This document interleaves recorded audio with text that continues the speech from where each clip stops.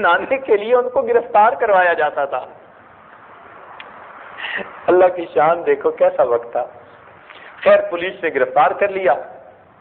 اب جب ان کو لے کر چلے تو ان میں ایک تھے امام اعظم ابو حنیفہ رحمۃ اللہ علیہ، ایک تھے سفیان ثوری رحمۃ اللہ علیہ، ایک تھے شعبی رحمۃ اللہ علیہ جن کو صاحب المغازی کہتے ہیں، اور چوتھے ایک اور کوئی فقیہ تھے۔ اب یہ چاروں جا رہے ہیں پولیس والے لے کر، گرمی کا موسم تھا، ایک جگہ ذرا آرام کرنے بیٹھ گئے۔ جب آرام کرنے بیٹھے تو وہ جو چوتھے تھے نا فقیہ، انہوں نے زبان سے کچھ نہیں کہا، بس ایسے کپڑوں کو پکڑ کے اٹھے کہ دیکھنے والوں کو یوں گمان ہوا کہ یہ قضائے حاجت سے فارغ ہونے جا رہے ہیں۔ تو پولیس والے دیکھتے رہے، وہ تو سب کے سامنے فصل میں جو گھسے تو وہ گئے۔ انہوں نے کون سا کوئی کال دیا تھا، بولے تو کچھ نہیں تھے، یہ تو ہیلا تھا کہ انہوں نے، سمجھدار لوگ تھے نا، کہ اٹھے تو اٹھتے ہوئے انہوں نے پوزیشن ایسی اختیار کر لی کہ دوسروں کو محسوس ہوا کہ یہ قضائے حاجت سے، تو وہ پولیس والے ٹھیک ہے جی قضائے حاجت سے فارغ ہوں گے، مگر وہ تو فارغ ہی ہو گئے۔ اب پولیس والے بڑے پریشان، کہنے لگے چلو باقی تین کو لے کے جاتے ہیں۔ اب جب باقی تین کو لے کے چلے تو امام اعظم رحمۃ اللہ علیہ نے فرمایا کہ بھئی میں قیافہ لگاؤں کہ کیا بنے گا؟ تو انہوں نے کہا ہاں جی لگائیں۔ فرمانے لگے یہ جو ہے نا امام شعبی رحمۃ اللہ علیہ، یہ بادشاہ کے دربار میں کوئی نہ کوئی ہیلا کر لیں گے اور ان کا ہیلا کامیاب ہو جائے گا۔ اور اپنے بارے میں فرمایا کہ میں وہاں پر ایک ایسی بات کروں گا کہ جس کا بادشاہ کے پاس جواب ہی کوئی نہیں ہونا، اور یہ جو سفیان ثوری ہے نا یہ پھنس جائیں گے۔ چل پڑے۔ جب بادشاہ کے دربار میں گئے تو بھرا دربار تھا۔ اب امام شعبی رحمۃ اللہ علیہ نے کیا کیا کہ وہاں جاتے ہی بادشاہ سے جا کے مصافحہ کیا، بادشاہ سلامت، کیا حال ہے، آپ ٹھیک ہیں، خیریت ہے، اور آپ کے بیوی بچے ٹھیک ہیں، اور گھر اور محل کے خادم اور خادمائیں سب ٹھیک ہیں، اور آپ کے گھوڑے بھی ٹھیک ہیں، اور آپ کے گدھے بھی ٹھیک ہیں۔ جان بوجھ کے انہوں نے تو جی گھوڑے اور گدھوں کے حال پوچھنے شروع کر دیے۔ اب بادشاہ نے بڑا امبیرس فیل کیا کہ میں چیف جسٹس بنا رہا ہوں اور یہ گدھوں اور گھوڑوں کا حال پوچھ رہے بندہ۔ تو ان کا ہیلا کامیاب رہا، بادشاہ نے کہا ڈسکوالیفائڈ۔ اب باقی رہ گئی بات امام اعظم ابو حنیفہ رحمۃ اللہ علیہ کی۔ اس نے کہا ابو حنیفہ میں آج کے بعد آپ کو چیف جسٹس بناتا ہوں۔ ابو حنیفہ رحمۃ اللہ کھڑے ہوئے، فرمان لگے کہ بادشاہ سلامت میں چیف جسٹس بننے کا اہل نہیں ہوں۔ اس نے کہا نہیں میں جو بنا رہا ہوں۔ اس نے کہا میں بننے کا اہل نہیں ہوں۔ اس نے کہا میں بنا رہا ہوں۔ کہنے لگے دیکھو بادشاہ سلامت، دو صورتیں ہیں، یا تو میں نے سچ بولا ہے یا میں نے جھوٹ بولا ہے، دو ہی باتیں ہو سکتی ہیں نا، دو پاسبلٹیز ہوتی ہیں۔ تو اگر تو میں نے جھوٹ بولا ہے تو جھوٹا بندہ چیف جسٹس بننے کے قابل نہیں ہوتا، اور اگر میں نے سچ بولا ہے تو میں تو کہہ رہا ہوں کہ میں چیف جسٹس بننے کے اہل نہیں ہوں۔ اب آپ بتائیں میں نے کیا بولا ہے؟ اب اگر بادشاہ کہے کہ آپ نے سچ بولا تو بھی چھوٹتے ہیں، اور کہ آپ نے جھوٹ بولا تو جھوٹا بندہ چیف جسٹس۔ کہنے لگا ابو حنیفہ بس تم ہمیشہ دوسرے کو ایسا جواب دیتے ہو، چپ کروا دیتے ہو۔ خیر سفیان ثوری رحمۃ اللہ علیہ کو چیف جسٹس بنا دیا گیا اور وہ بنے رہے۔ اللہ رب العزت نے امام اعظم کو ایسی ذہانت سمجھ دی تھی، سبحان اللہ، عجیب ان کے واقعات تھے، اور ان کے حاسد بھی بڑے تھے، اتنے حاسد تھے کہ نہ پوچھیے۔ اس کائنات میں سب سے زیادہ کمال نبی علیہ الصلوۃ والسلام کو عطا ہوا، اور کائنات میں سب سے زیادہ حاسد بھی انہی کے تھے۔ وَمِن شَرِّ حَاسِدٍ إِذَا حَسَدَ، جتنا کوئی صاحب کمال ہوتا ہے اتنے ہی لوگ اس کے حاسد ہوا کرتے ہیں۔ بلکہ ایک مرتبہ تو حاسدین نے ایسا امام اعظم رحمۃ اللہ علیہ کے متعلق پلان بنایا کہ چاہتے تھے ان کی پبلک انسلٹ ہو جائے۔ کیا کیا؟ کہ امام صاحب رات کو دیر تک فقہ کے مسائل جو تھے ان میں غور و خوض کرتے رہتے اور پھر واپس آتے۔ انہوں نے کیا کیا کہ جس راستے پہ آتے تھے وہاں کوئی بیوہ عورت رہتی تھی، جوان العمر تھی مگر بیوہ تھی، اس کو لالچ دیا کہ ہم تمہیں اتنے اتنے پیسے دیں گے، اور امام صاحب رات کو اس وقت واپس لوٹتے ہیں تو کسی ہیلے بہانے سے ان کو گھر ایک دفعہ بلا لیں، باقی ہم انہیں سنبھال لیں گے۔ اب تنگ دستی، فقر و فاقہ ایسی چیز ہے کہ بندہ کفر تک کو قبول کر لیتا ہے۔ کاد الفقر ان یکون کفرا۔ اس کو شیطان نے سجا دیا کہ چلو تو بیوہ ہے اور تجھے پیسے مل جائیں گے اور تیری تنگی ختم ہو جائے گی۔ چنانچہ ایک رات امام اعظم رحمۃ اللہ جب جا رہے تھے تو جیسے ہی اس کے گھر کے قریب سے گزرے نا تو عورت تو پہلے سے تیار تھی، اس نے یکدم دروازہ کھولا اور شور مچایا کہ ابو حنیفہ میرا خامن نہیں، اب میرے گھر میں میرا کوئی بچہ فوت ہو رہا ہے اور آخری وقت ہے اس کا، خدا کے لیے اس کو کچھ کلمے کی تلقین کر دیجئے۔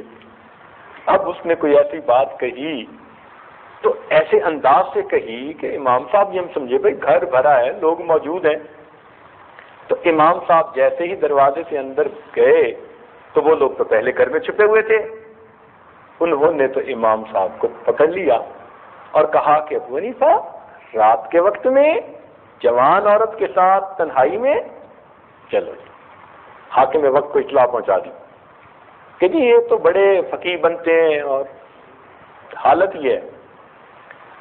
حاکم وقت نے ان کو کہا کہ یہ بڑا کیس ہے، اب میں سو رہا ہوں، صبح دیکھوں گا، تم ایسے کرو کہ ان کو اور اس عورت کو دونوں کو حوالات میں بند کر دو۔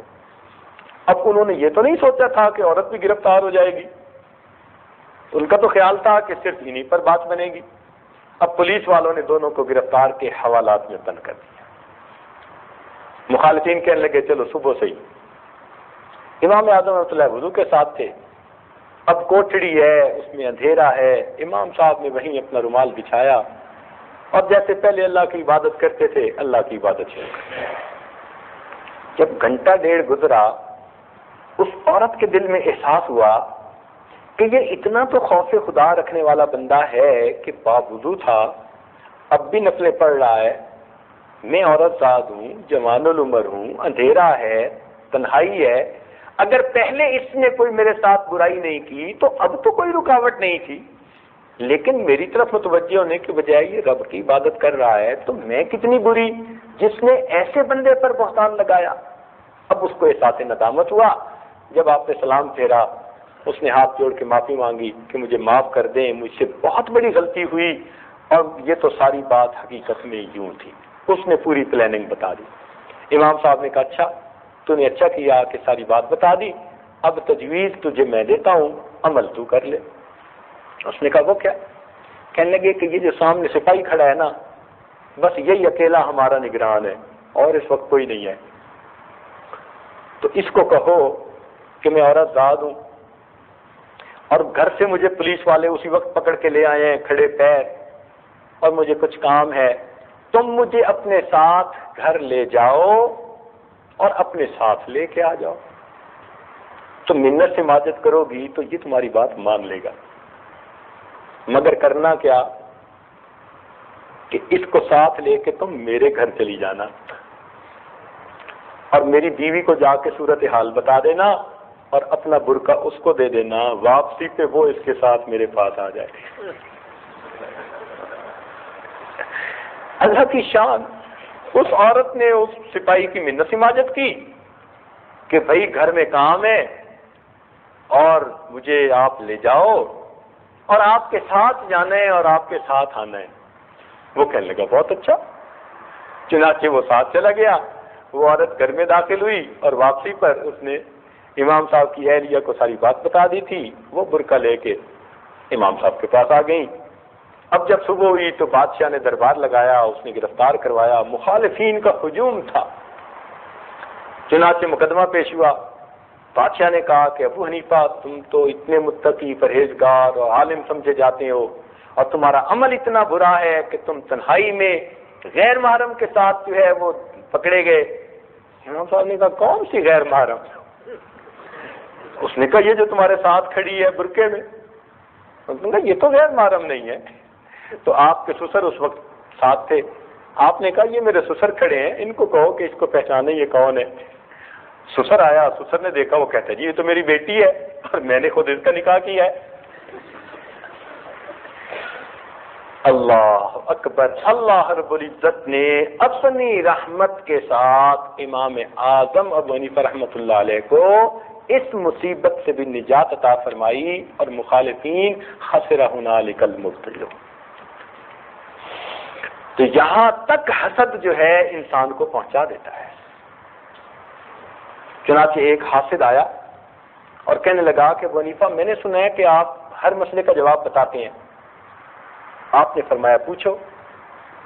کہنے لگا مسئلہ میں یہ پوچھنے آیا ہوں کہ انسان جو پخانہ کرتا ہے تو اس پخانے کا ذائقہ کیسا ہوتا ہے؟ یہ مسئلہ پوچھ رہا ہے بھری محفل میں۔ تو آپ نے فرمایا کہ میٹھا ہوتا ہے۔ آپ نے فرمایا میٹھا ہوتا ہے۔ تو وہ کہنے لگا ابو حنیفہ آپ کے پاس کیا دلیل ہے؟ آپ نے فرمایا اس لیے کہ نمکین چیز کے اوپر مکھیاں جمع نہیں ہوا کرتی۔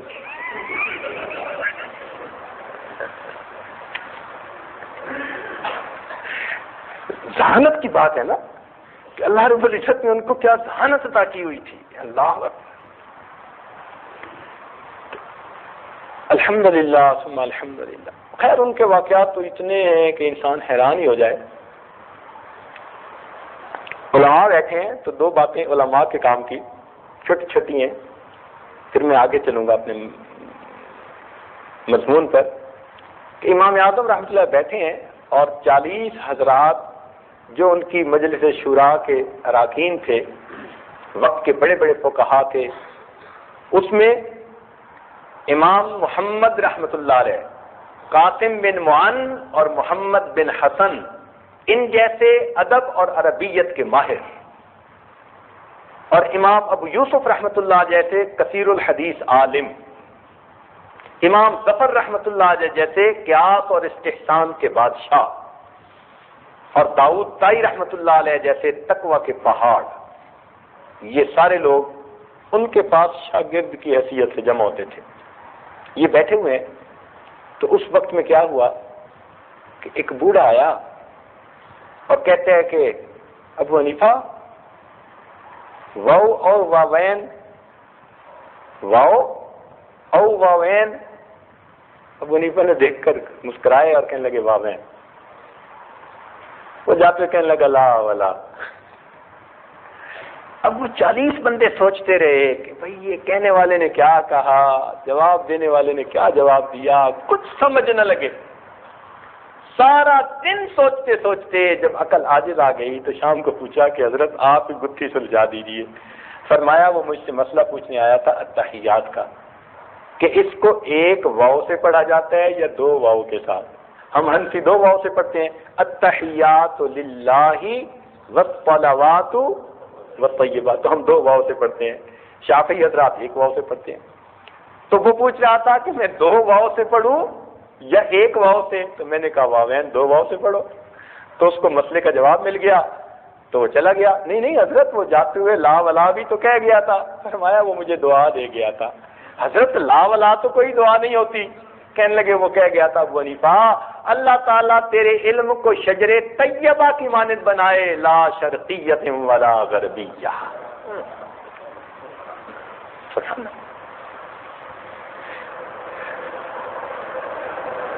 ایک مرتبہ اسی طرح محفل لگی ہوئی تھی، ایک عورت آئی اور اس نے ایک سیب بھجوا دیا امام ابو حنیفہ رحمۃ اللہ کو۔ آپ نے سیب دیکھا تو سیب کو کاٹ کے دو ٹکڑے کیے اور اس کو واپس بھیج دیا۔ اب سارے شاگرد حضرات سوچتے رہے کہ بھئی یہ کیا، آج ایک نیا معاملہ۔ سوچے سوچے کوئی بات سمجھ میں نہ آئی، بالآخر پھر پوچھا کہ حضرت آپ ہی بتائیے کہ یہ کیا سمجھا۔ مسئلہ پوچھنے آئی تھی، حیا غالب آ گئی کیونکہ مرد بیٹھے تھے، اس لیے اس نے خاموش زبان میں مسئلہ پوچھا۔ حضرت خاموش زبان میں تو پوچھا، آپ نے خاموش زبان میں جواب کیا دیا؟ کچھ سمجھ نہیں لگی۔ فرمایا وہ حیض کا مسئلہ پوچھنے آئی تھی اور اس نے مجھے سیب دکھایا، ایک طرف سیب گہرا سرخ تھا اور دوسری طرف بالکل ہلکا زرد رنگ تھا۔ تو اس کے پوچھنے کا مطلب تھا کہ امام صاحب اگر گہرے سرخ کی بجائے بالکل ہلکا زرد سا داغ رہ جائے تو کیا میں غسل کر سکتی ہوں؟ تو میں نے سیب کو کاٹ کر جو اس کی سفیدی تھی وہ دکھائی کہ جب تک بالکل سفید نہ معاملہ ہو تب تک غسل نہیں کر سکتے۔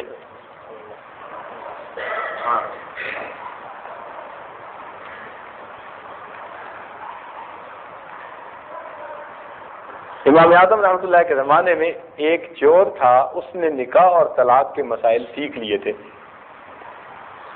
ہم اسے طالب علم کیوں کہیں بھائی؟ وہ چور تھا لیکن اس نے مسائل سیکھ لیے تھے۔ لوگ کہتے ہیں جی آج کل تو نمازی جوتے چرا لیتے ہیں، بھائی یوں نہیں کہنا چاہیے، آج کل تو چور بھی نمازی بن گئے ہیں۔ وہ چور ہوتا ہے بیسیکلی لیکن نماز پڑھ لیا کرتا ہے، سمجھے نا؟ تو اس نے نکاح طلاق کے مسائل، چنانچہ ایک بوڑھے میاں بیوی تھے، ان کے گھر وہ آیا اور آ کے اس نے ان کا سارا سامان لپیٹا، میاں بیوی کو باندھ دیا بستروں پہ اور سامان لپیٹا، اور لپیٹ کے جب جانے لگا تو بوڑھے میاں نے اس کو پہچان کے کوئی بات کر دی۔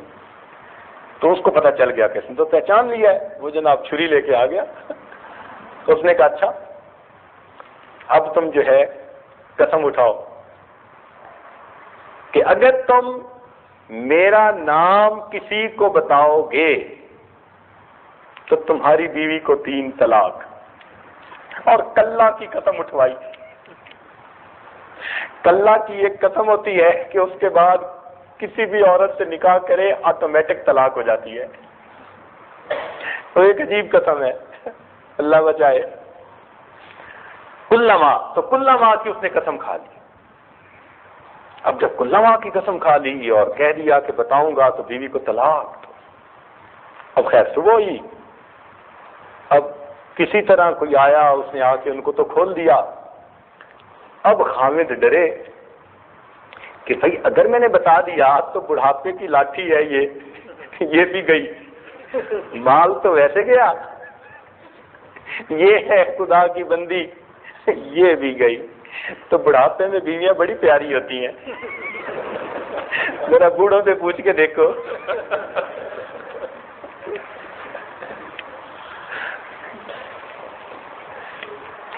اب اس کا جی چاہے کہ میں کسی کو نہ بتاؤں، لیکن مال چلا گیا، چوری ہو گئی تو پریشانی بھی بڑی۔ اب سوچے کیا کریں؟ بیوی نے کہا ایسا کرو، امام اعظم کے پاس چلے جاؤ اور وہاں جا کر تم صورتحال بتا دو، بندے کا نام نہ بتانا، وہ کوئی نہ کوئی تجویز بنا لیں گے۔ وہ کہنے لگا بہت اچھا۔ چنانچہ وہ امام اعظم کے پاس آیا، اس نے پوری تفصیل بتا دی۔ حضرت نے فرمایا اچھا بھائی مجھے بالکل اس کا نام نہ بتانا۔ اس نے کہا جی نہیں بتاؤں گا۔ کہنے لگے میں پوچھوں بھی تو نہ بتانا۔ انہوں نے کہا نہیں بتاؤں۔ کہنے لگے بالکل نہ بتانا۔ خوب پکا کر دیا۔ فرمایا اچھا۔ اب حضرت نے کیا کیا کہ یہ قیافہ لگا لیا کہ جب بوڑھے نے اس کو پہچان لیا تو اس کا مطلب ہے وہ اسی بستی کا بندہ ہے، کوئی باہر کا بندہ نہیں ہے۔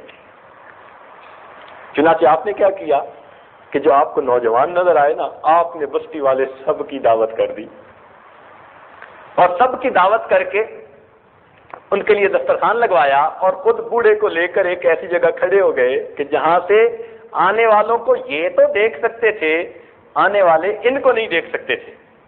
اس کو اپنے ساتھ کھڑا کر لیا اور کہا دیکھو بھائی جو آئے گا نا میں پوچھوں گا یہ وہی ہے، اگر وہ نہ ہو تو تو کہہ دینا یہ نہیں ہے، اس میں تو کوئی رکاوٹ نہیں نا۔ تو میں پوچھوں گا یہ ہے، تو اگر نہ ہو تو کہہ دینا نہیں یہ نہیں ہے، اور اگر وہ ہو تو مجھے مت بتانا۔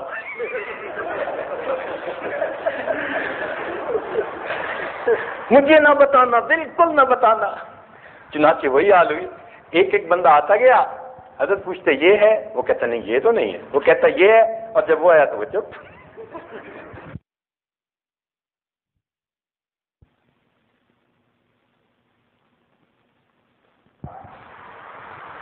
خلوت کے لمحات میں تھے، خاوند اچھے موڈ میں تھا اور بیوی ذرا ٹھیک نہیں تھی، تو خاوند نے بہت بیوی کو منانے کی، بات کرنے کی کوشش کی، اس نے کوئی ریسپانس نہ دیا۔ تنگ آ کے نا خاوند نے قسم اٹھا لی کہ اللہ کی قسم جب تک تو مجھ سے نہیں بولے گی میں تجھ سے نہیں بولوں گا۔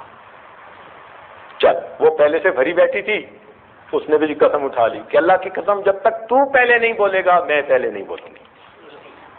اب دونوں ماشاءاللہ، خیر رات گزر گئی، صبح دماغ ٹھنڈا ہوا، اب سوچنے لگے کہ بھائی پتہ نہیں کون کس کو بلائے، اگر بلائیں گے تو طلاق واقع ہو جائے گی، قسم ٹوٹ جائے گی اور حانث بن جائیں گے۔ حانث اس بندے کو کہتے تھے کہ جس نے قسم اٹھائی پوری نہ کر سکا، حانث بننے کے بعد اس بندے کی ساری عمر گواہی قبول نہیں کی جاتی تھی، یعنی معاشرے کا بے اعتبار بندہ بن جاتا تھا۔ تو ہر بندہ چاہتا تھا میری قسم نہ ٹوٹے۔ اب خاوند چاہتے ہیں میری قسم بھی نہ ٹوٹے، بیوی چاہتی ہے میری قسم بھی نہ ٹوٹے۔ سفیان ثوری رحمۃ اللہ کے پاس گئے، حضرت ہمارے ساتھ تو رات یہ معاملہ بنا۔ انہوں نے کہا بھائی بات یہ ہے کہ جو قسم اٹھائے گا اس کی تو قسم، جو بدلے گا اس کی تو قسم ٹوٹے گی، موٹی سی بات ہے۔ خیر واپس آ گئے، وہ خاوند کو خیال آیا کہ میں ابو حنیفہ رحمۃ اللہ علیہ کو تو ذرا جا کے پوچھوں، تو امام صاحب کے پاس آ گیا، اس نے آ کے ساری بات بتائی۔ امام صاحب نے کہا چل جا، تیری بیوی ہے، جا کے اس سے hello hi how are you اپنی زندگی گزار۔ وہ تو جی واپس گھر آیا اور اس نے آتے ہی جناب ماشاءاللہ جیسے ہوتے ہیں خاوندوں کے وتیرے، بیوی نے کہا تیری قسم ٹوٹ گئی، اس نے کہا کوئی نہیں ٹوٹی۔ اس نے کہا تو نے مجھ سے کلام کیا ہے، ٹوٹ گئی؟ اس نے کہا کوئی نہیں ٹوٹی۔ کہنے لگی چل سفیان ثوری رحمۃ اللہ سے پوچھتے ہیں، کیونکہ علم کا ذوق ہوتا تھا تو بیویاں بھی چاہتی تھیں کہ حرام کے مرتکب نہ ہو ہم۔ اب سفیان ثوری کے پاس جب گئے تو انہوں نے کہا کہ ہاں قسم ٹوٹ گئی۔ انہوں نے کہا جی مجھے تو امام صاحب نے فرمایا ہے تو میں نے تو اس لیے یہ سارا کام کیا، کوئی نہیں ٹوٹی۔ اب سفیان ثوری رحمۃ اللہ علیہ عمر میں چند سال بڑے تھے امام اعظم سے، اور عمر میں بڑے ہونے کے ناطے کہنے لگے کون ہے ابو حنیفہ جو حرام کو حلال کرتا پھر رہا ہے، چلو میں تمہارے ساتھ چلتا ہوں۔ چنانچہ ساتھ چلے اور آ کر کہنے لگے اے نعمان تو کیوں حرام کو حلال کرتا پھر رہا ہے؟ ان کا کیا مطلب؟